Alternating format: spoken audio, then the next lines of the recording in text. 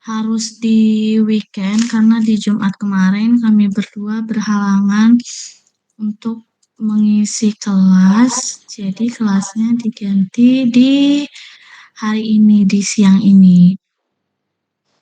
So, untuk materi ketiga ini, materi minggu keempat ya, atau minggu kelima kita ini?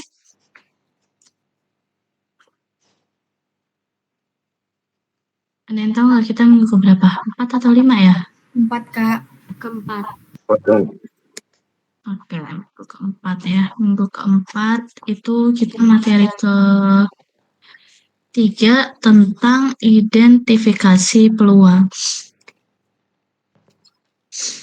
Sama aku juga mau minta maaf kalau misalkan nanti kelasnya agak sedikit terganggu karena aku lagi pilek sama batuk juga. Jadi nanti kalau misalkan agak batuk-batuk, maaf ya guys. Kita langsung aja di tentang identifikasi peluang. Oh ya, nanti juga di akhir kita akan ada kuis dan kuisnya itu cuma bisa diisi pakai email ITERA ya. Jadi dipersiapkan device-nya yang ada email ITERA-nya masing-masing gitu. Ini hasil pembelajaran yang diharapkan itu memahami proses identifikasi peluang, terus mampu mengenali peluang dalam pengembangan produk. Oke, pendahuluan dulu. Ada yang tahu atau ada yang mau berpendapat apa itu peluang? Boleh secara singkat atau secara lengkap yang teman-teman tahu. Peluang itu apa sih? Ada yang bisa jawab? Novel, Fani, boleh. Izin menjawab, Kak. Peluang itu kayak seberapa besar suatu peristiwa itu bakal terjadi gitu, Kak. Oke, seberapa besar? Ada lagi Novel? Cukup, Kak. Arya mau nerusin, Kak. Oke, ya boleh. Arya, silakan. Kalau menurut saya peluang itu mungkin ya jauh beda tapi kayak suatu kemungkinan gitu Kak untuk suatu kejadian itu dapat terjadi. Terima kasih Kak. Oke, kemungkinan betul. Terus tadi seberapa besar itu juga betul. Ada lagi? Atau cukup? Oke, cukup ya. Jadi atau Galan mau jawab? Open mic? Kalau peluang itu sama dengan kesempatan, bisa nggak Kak? Betul, bisa. Oke, jadi peluang yang teman-teman sebutin itu tadi betul bisa jadi seberapa besar, terus tadi juga ada kesempatan, terus sama tadi juga kemungkinan ya. Jadi menurut Thomas Zimmer peluang itu adalah sebuah inovasi dan kegiatan kreatif yang diciptakan untuk mencapai sebuah pemecah masalah dengan melihat kesempatan yang ada gitu. Tadi seperti yang dibilang sama Galan ya. Kalau menurut buku nih, menurut PPT itu dalam konteks pengembangan produk, peluang merupakan gagasan untuk produk baru gitu. Peluang itu merupakan deskripsi produk dalam bentuk embrio kebutuhan yang baru dirasakan, teknologi baru yang ditemukan, atau kecocokan kasar antara kebutuhan dan solusi yang memungkinkan gitu. Pada tahap awal pengembangan, ketidakpastian itu menyelimuti gitu, sehingga peluang bisa dianggap sebagai hipotesis tentang bagaimana nilai dapat diciptakan gitu. Kalau melihat dari sekarang gitu, kira-kira dalam pengembangan produk, contoh peluang apa yang terjadi atau yang teman-teman tahu gitu. Melihat dari sekitar, terus dikaitkan dengan pengembangan produk, kira-kira peluangnya itu kayak gimana nih?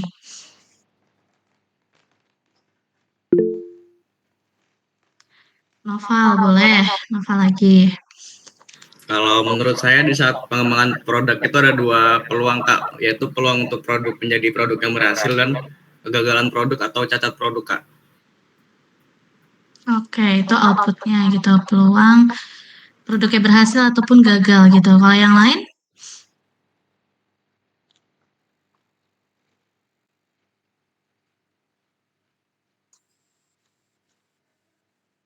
berarti itu output dari peluang ya. Peluang itu bisa lihat adanya peluang itu bisa jadi produk yang bagus ataupun jadi produk yang gagal gitu. Tapi yang aku maksud di sini adalah contoh dari yang sekitar nih, di sekitar kita terus dikaitkan dengan pengembangan produk gitu.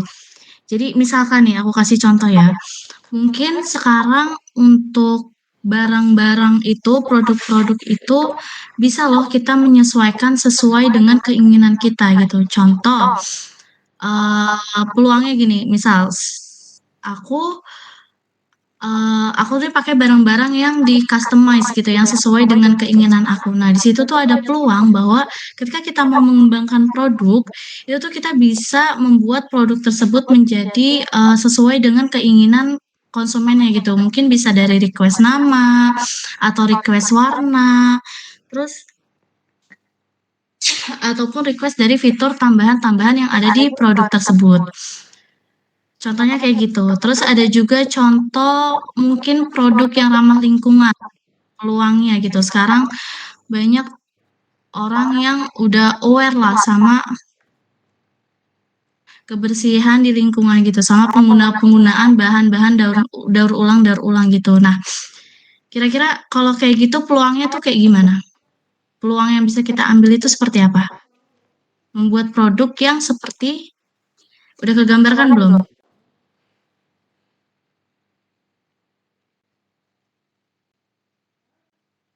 Halo? Ada yang udah bisa kegambarkan maksudnya?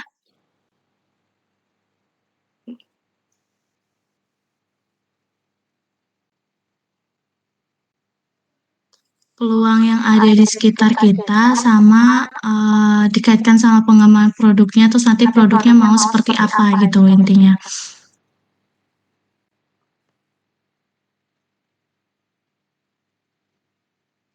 Ada yang mau bantu jawab?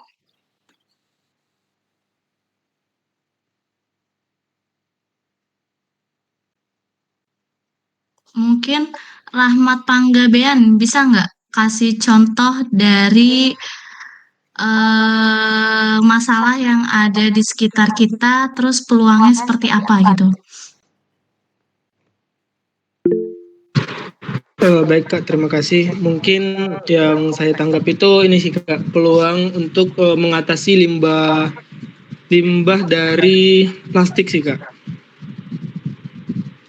Oke, Nah itu kan kalau seperti kita apa? lihat kan plastik ini kan, nah kalau kita lihat sendiri kan plastik ini kan udah banyak tuh diolah, ada yang memanfaatkan suatu apa gitu ya, suatu benda gitu untuk dijadikan pengganti sampah plastik yang terjadi di India sekarang. Baru ada juga yang mengubah seperti sampah organik gitu untuk dirubah menjadi plastik juga, agar bisa didaur ulang gitu kan. Nah tapi kalau saya sendiri ini Kak, peluang plastik yang ingin saya inovasikan itu seperti merubahnya menjadi paving block gitu Kak. Oh, oke. Thank you Rahmat. Jadi kalau dari Rahmat tadi limbah gitu kan plastik terus diubah banyak banget nih limbah-limbahnya terus diubah menjadi paving block gitu ya. Oke, thank you Rahmat. Kalau dari Cindy sama Arik gimana nih? Cindy dulu coba. Kalau dari aku mungkin mau ngasih contoh kayak masalah di sekitar kita itu sekarang kan banyak di jalan itu macet gitu ya Kak. Terus kayak transportasi umum masih belum efektif untuk menanggulangi itu. Nah, itu kan jadi suatu masalah. Terus itu juga menimbulkan peluang buat perusahaan taksi itu kayak mulai di negara-negara maju itu bikin taksi terbang. Itu salah satu contoh inovasi dari peluang yang ada yang ditimbulkan dari masalah kemacetan tadi itu, Kak. Oke, betul. contoh yang Cindy kasih, Rahmat kasih juga oke tadi. Thank you ya Cindy. Itu ya peluang dari melihat masalah nih, adanya kemacetan gitu. Terus wah ada peluang nih gitu kan, macet ya dibuatlah taksi terbang gitu. Itu juga merupakan pengembangan produk. Mungkin kalau taksi-taksi yang sekarang itu jalannya di darat gitu kan, tapi ini bisa di udara, itu bagus. Kalau dari Arik gimana Arik? Ya, mungkin kalau contoh dari saya, Kak, seperti inovasi pada teknologi, Kak. Eh, Tepatnya pada pengembangan aplikasi yang berbasis kecerdasan buatan atau AI. Dan juga melihat dari peluangnya itu kita bisa melihat dari peluang potensi pasarnya sama strategi pemasarannya. Apalagi di zaman sekarang yang serba canggih, serba teknologi, tentunya itu sangat berdampak bagus di kehidupan masyarakat. Oke, betul ya. Makasih ya Arik, Cindy, dan juga Rahmat. Yang disampaikan bagus-bagus idenya. Oke, kita next aja. Ini ada jenis peluang. Aku bakalan jelasin grafiknya. Jadi di sini ada grafik, ada gambar ya, ada sumbu X sama sumbu Y. Sumbu Y ini yang ke atas ini. Jadi kalau sumbu Y itu menunjukkan tingkat pengetahuan perusahaan terhadap kebutuhan pasarnya gitu. Mulai dari kebutuhan yang sudah dilayani hingga kebutuhan yang belum teridentifikasi. Kalau di sumbu X yang ke samping ini itu ada menunjukkan tingkat pengetahuan perusahaan terhadap solusi yang sudah ada, mulai dari solusi yang sudah digunakan hingga solusi yang sama sekali baru gitu. Nah, ini ada apa namanya horizon 1, horizon 2 sama horizon 3. Kalau horizon 1 ini fokusnya pada peningkatan produk atau layanan yang sudah ada. Kalau misalkan yang kedua, itu fokusnya pada pengembangan produk atau layanan baru yang terkait dengan bisnis inti dari perusahaan itu sendiri. Terus kalau yang ketiga itu fokusnya pada produk atau layanan yang benar-benar baru dan berbeda dari bisnis inti perusahaannya itu sendiri. Gitu.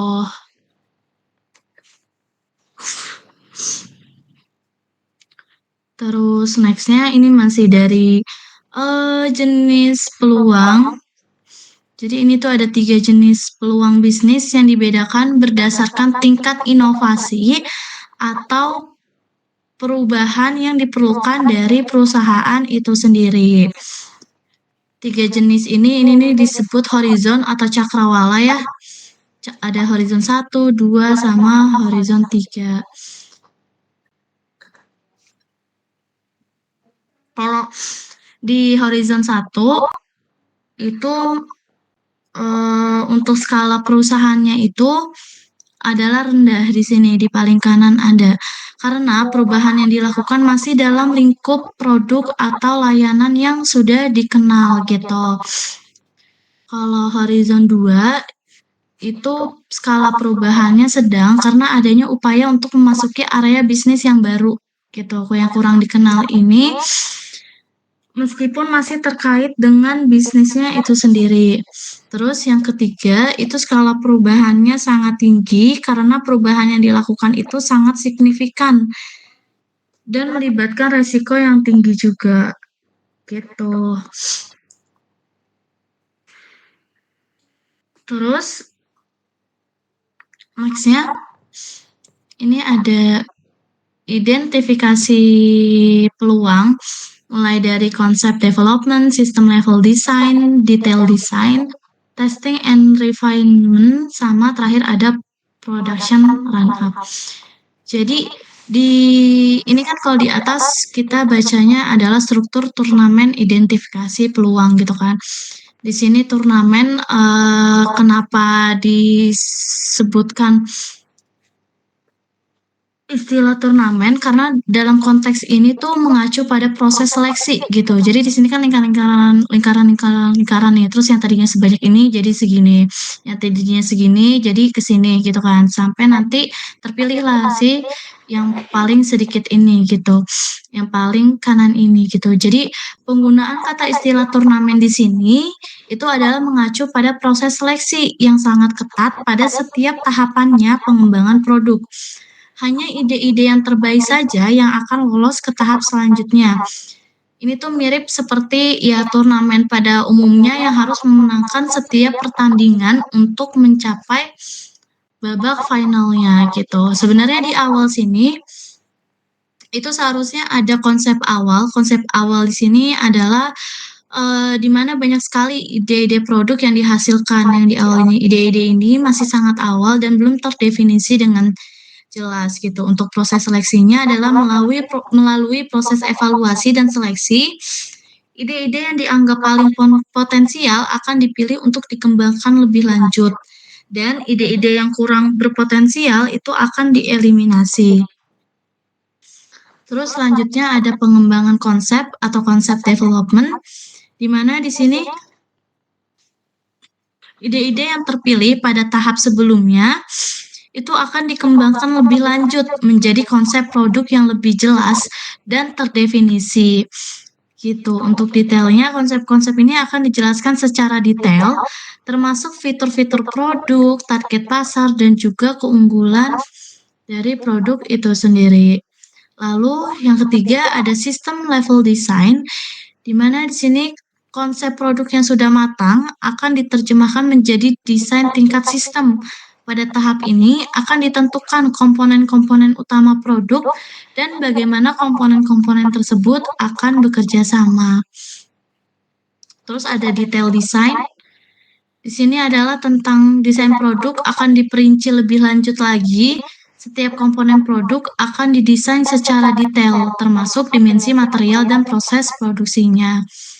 Terus ada testing refinement, itu adalah pengujian dan penyempurnaan dari prototipe produk akan dibuat dan diuji untuk memastikan bahwa produk tersebut dapat berfungsi dengan baik dan memenuhi kebutuhan konsumennya gitu. Hasil pengujian ini nantinya akan digunakan untuk melakukan penyempurnaan pada desain produk. Terus production ramp up atau produksi massal itu adalah produksi yang sudah final dan akan produk yang sudah final dan akan diproduksi secara massal dan siap dipasarkan. Jadi gitu ya, secara intinya ini adalah sistem eliminasi terus dikembangkan dan dijadilah ini produk yang final di production ramp up ini yang akan diproduksi secara massal dan siap untuk dijualkan. Gitu. Terus ini ada proses identifikasi peluang, itu ada 6. Kita akan bahas satu persatu. Gitu.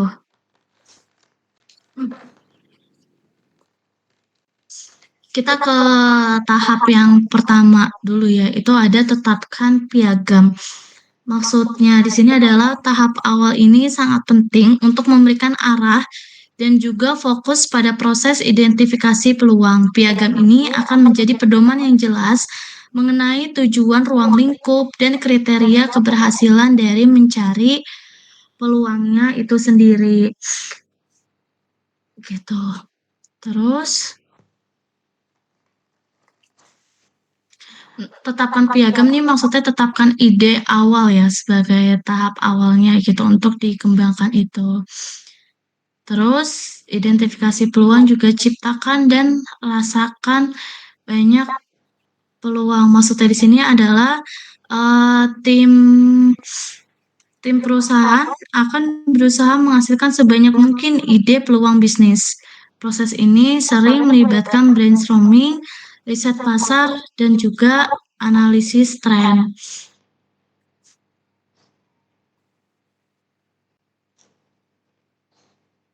Nah, ini masih berkaitan sama tadi, ciptakan tadi, terus teknik untuk menciptakan peluang. Di sini yang pertama ada ikuti keinginan pribadi gitu. terus ada susun daftar, lalu ada tarik peluang dari kemampuan, lalu ada pertimbangkan implikasi tren, kelima ada tiru tapi harus lebih baik dari apa yang ditiru, keenam ada mendorong inovasi, dan ketujuh ada mengimpor inovasi gitu. Kita bahas satu-satu dulu ya.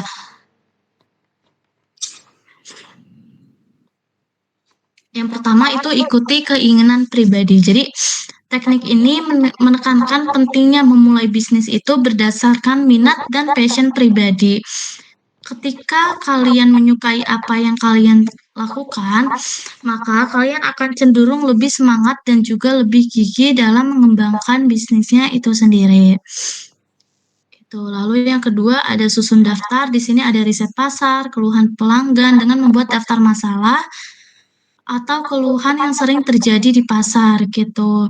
Kita bisa mengidentifikasi peluang untuk menciptakan solusi yang inovatif.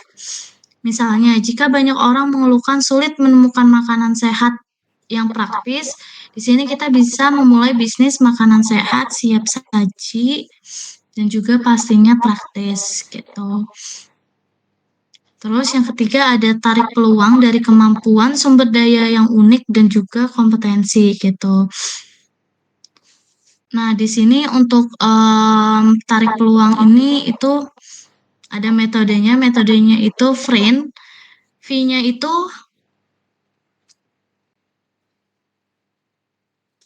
itu adalah valuable, rare-nya itu adalah jarang, terus intimatable,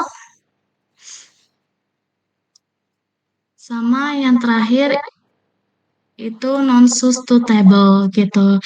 Jadi harus yang bernilai, berharga, jarang ditemukan supaya produk kita ini lebih unggul gitu.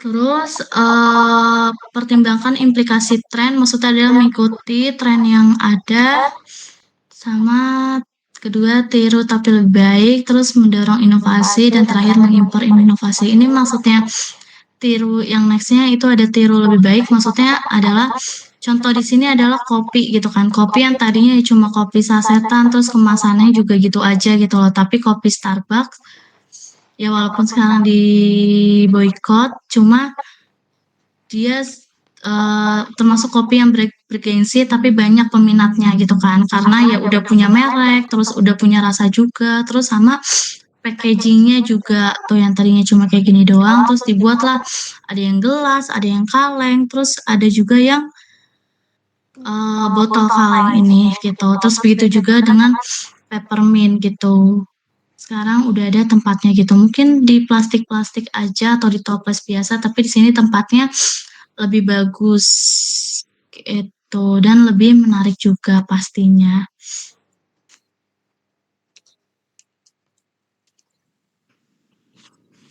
Terus maksud dari mendorong inovasi pasar bawah di sini adalah inovasi yang berfokus pada memenuhi kebutuhan konsumen di segmen pasar yang belum terpenuhi atau terabaikan. Dengan menciptakan produk atau layanan yang terjangkau dan berkualitas, kita bisa membuka pasar baru gitu. Jadi itu ya, memenuhi kebutuhan konsumen di segmen pasar yang belum terlayani. Gitu. Ini next aja.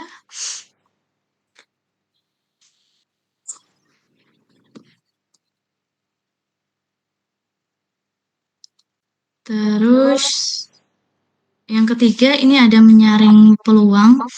Di sini tuh maksudnya adalah dari banyaknya ide peluang yang dihasilkan, tim perusahaan akan melakukan penyaringan untuk memilih ide-ide yang paling potensial untuk dikembangkan.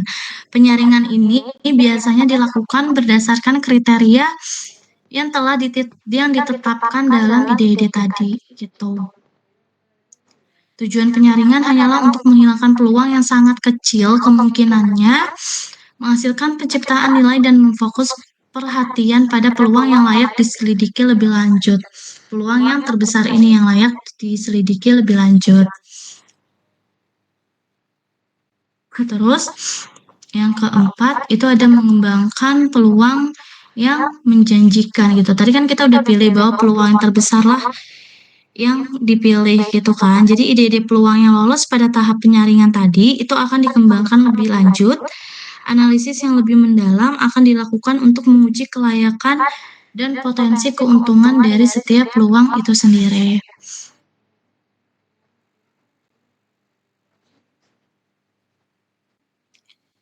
Terus yang kelima, pilih peluang yang luar biasa. Di sini setelah melakukan evaluasi yang komprehensif, tim akan memilih satu atau beberapa peluang yang dianggap paling menjanjikan untuk dikembangkan lebih lanjut. Peluang yang dipilih haruslah yang memiliki potensi untuk memberikan dampak yang signifikan bagi bisnis. Gitu. Nah, di sini tuh ada dari pilih peluang yang luar biasa ini ada kriteria RWW atau R-nya itu adalah real, W-nya itu adalah win, dan W satunya lagi itu adalah worth it gitu. Jadi untuk RWW ini itu menggambarkan sebuah langkah penting dalam proses identifikasi peluang bisnis, yaitu memilih peluang yang luar biasa inilah. Langkah inilah mengusulkan sebuah kriteria yang disebut RWW ini atau win worth it sebagai alat untuk mengevaluasi apakah sebuah peluang bisnis itu layak untuk digunakan atau tidak gitu. Nah, maksudnya di sini adalah peluangnya itu yang real, peluangnya itu yang nyata gitu. Intinya peluang bisnis yang nyata adalah peluang yang memiliki pasarnya itu jelas dan berpotensi untuk menghasilkan keuntungan gitu. Terus kalau peluang yang win atau menang itu adalah peluang yang memungkinkan pemilik bisnis untuk membangun bisnis yang sukses dan juga berkelanjutan. Terus kalau peluangnya yang worth it itu atau sepadan itu adalah peluang yang memberikan pengembalian investasi yang baik gitu, intinya enggak minus gitu ya. Terus kenapa RWW ini itu penting? Karena yang pertama adalah memilih peluang yang paling menjanjikan dari banyaknya ide bisnis, kita dapat memilih ide yang paling layak untuk dikembangkan. Terus selain itu juga, ini tuh bisa meminimalkan resiko kegagalan karena analisis dari kriteria RWW tadi. Terus yang terakhir itu fokus pada sumber daya yang ada gitu. Kita dapat mengalokasikan sumber daya yang ada yang dimiliki secara efektif untuk peluang bisnis yang paling menjanjikan. Gitu. Ini versi bahasa Inggrisnya.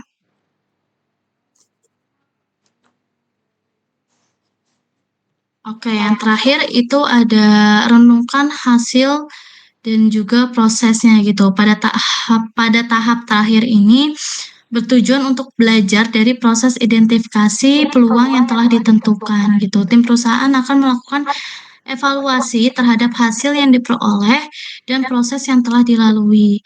Hal ini menjadi penting karena untuk meningkatkan efektivitas proses identifikasi peluang di masa yang akan datang gitu. Oke, materi kita udah habis. Jadi ini slide-nya cuma sedikit dan ngebahas tentang peluang aja. Jadi secara singkat, peluang itu tadi udah dijelasin ya bahwa adanya kesempatan gitu dari bisa jadi dari masalah-masalah yang memang terjadi gitu, yang kita analisis dan bisa kita jadikan sebuah bisnis atau sebuah pengembangan produk itu sendiri gitu. Kalau tadi Cindy udah nyebutin buat taksi terbang untuk mengatasi kemacetan, terus habis itu untuk mengurangi limbah dari Rahmat ada paving block, terus tadi juga ada pembuatan produk yang bisa sesuai dengan keinginan konsumen, bisa di custom gitu loh. Gitu. Terus kita juga udah belajar jenis-jenis peluang. Sama proses identifikasi peluang ini gitu. Sampai sini ada yang mau ditanyakan atau tidak? Tidak Kak, cukup Kak. Oke, thank you. Kalau tadi satu pertanyaan terakhir deh. Kenapa di sini disebutnya struktur turnamen identifikasi peluang? Yang bisa jawab raise hand.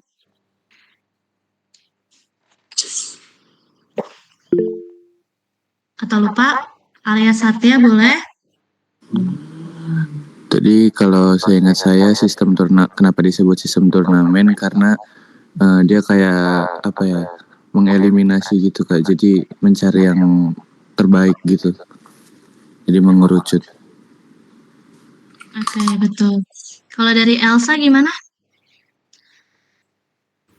Ya tadi Elsa raise hand ya? Iya, Kak. Izin masuk. Kalau setangkap saya tadi itu proses struktur turnamen identifikasi peluang, kenapa disebut turnamen itu tuh karena adanya seleksi sampai terpilihnya produk dapat lolos, Kak. Ide-idenya itu dapat lolos.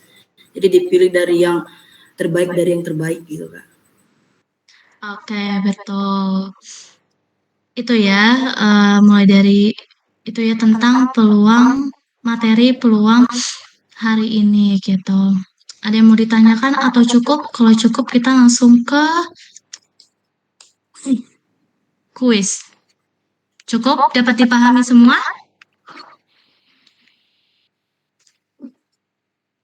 Ferdinand cukup. Terus yang lain?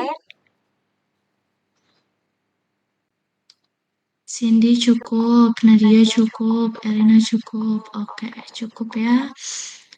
Untuk linknya sebentar ya.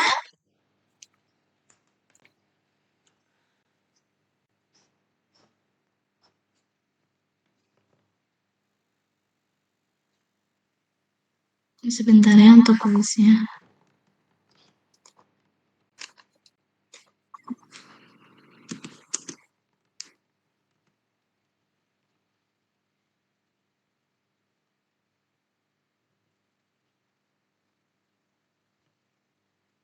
Kuisnya cuma bisa pakai email Itera ya. Kuisnya emang belum aku buka. Oke, aku buka di 13.41. Mau ada toleransi ini enggak keterlambatan? Pengerjaan kuis kan 10 menit. Perlu ada toleransi keterlambatan untuk sinyal dan lain-lain. 13.41 kita mulai. Mau Kak. Oke, wait ya, wait. Respon.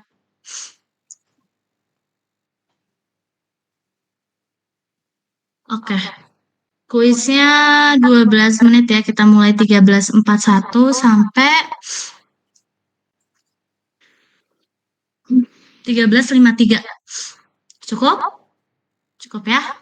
Silakan dikerjakan.